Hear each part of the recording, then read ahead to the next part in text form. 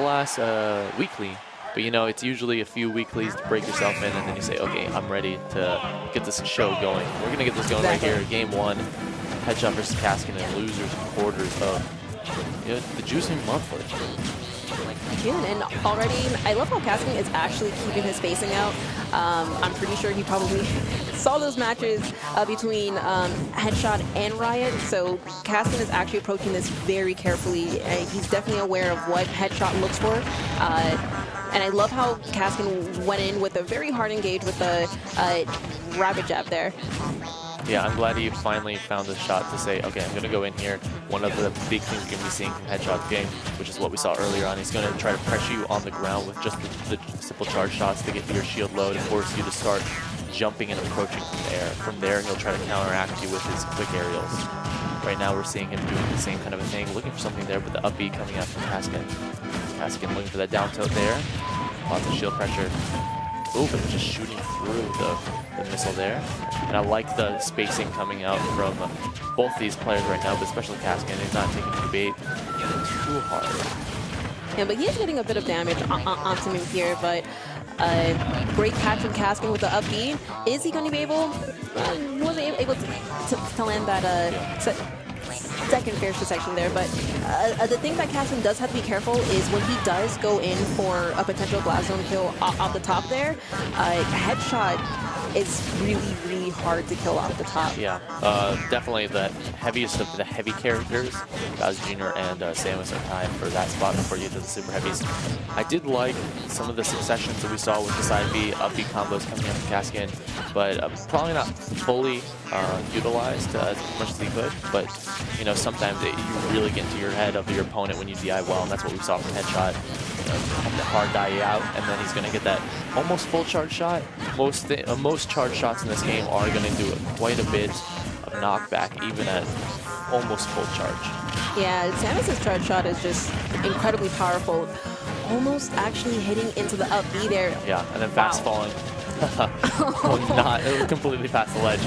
I wouldn't have been too scared though, because even if you did land on the ledge with the lag, you still have a few opportunities to get out. None of the smash attacks coming out from Bayonetta are fast enough to really cause an issue. I'm glad that we didn't see Caskan jump into that charge shot. That was a read for the jump there, but simple stuff coming out from Headshot here. He's going to just throw those out.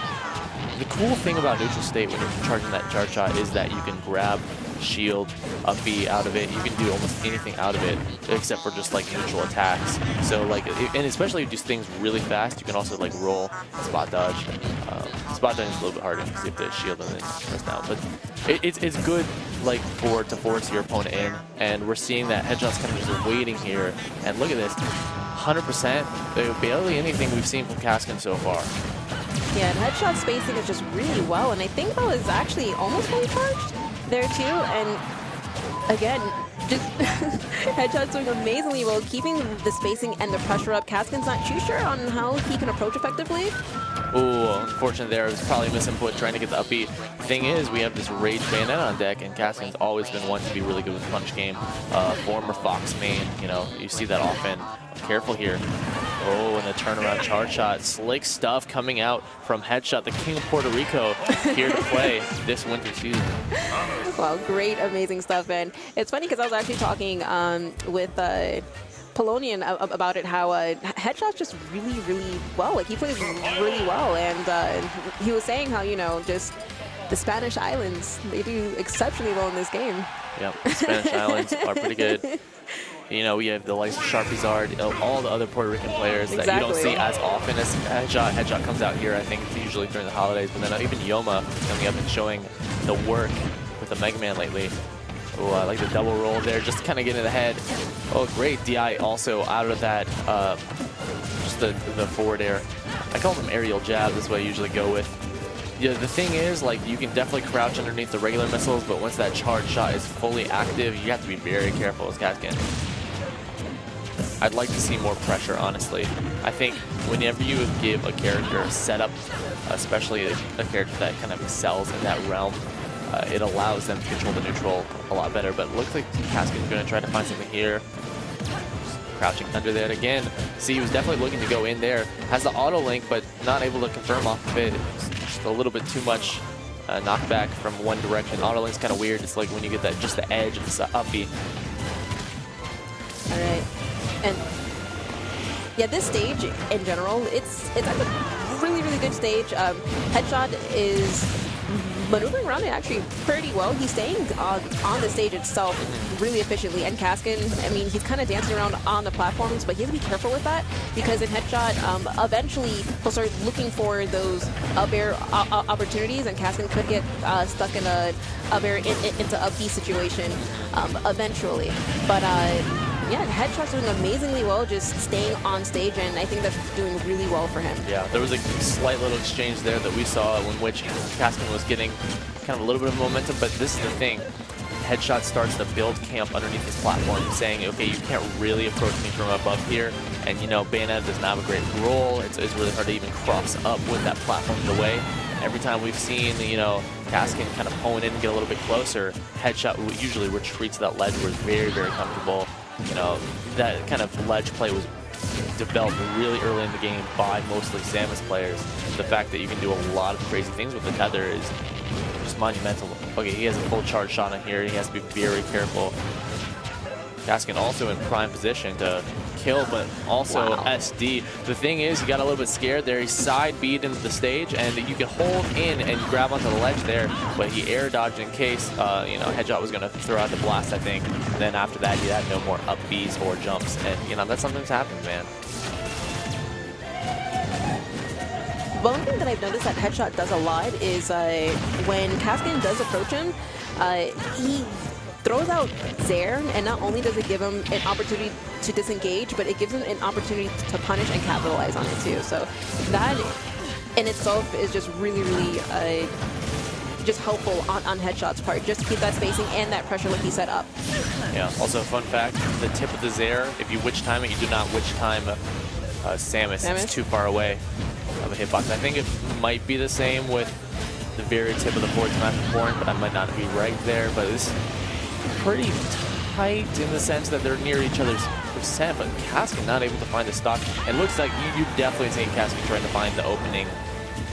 But yeah, like I said before, it's just hard to get in. The thing about Samus, you know, Samus is really good at sticking shield when needs to, but look at that. Oh no. Oh, that stinks. Caskan had the right idea. No forward throw. You know, going down there low, probably trying to get a nair out. I was thinking a nair as well too. He probably want to get a nair to get a Headshot into a stage spike and then take that stock off, but it didn't work out in his favor, unfortunately. Yeah. All right, I'm gonna see the switch here. To Peach. Okay. I think Peach can handle this out a little better. Peach maybe. can approach with.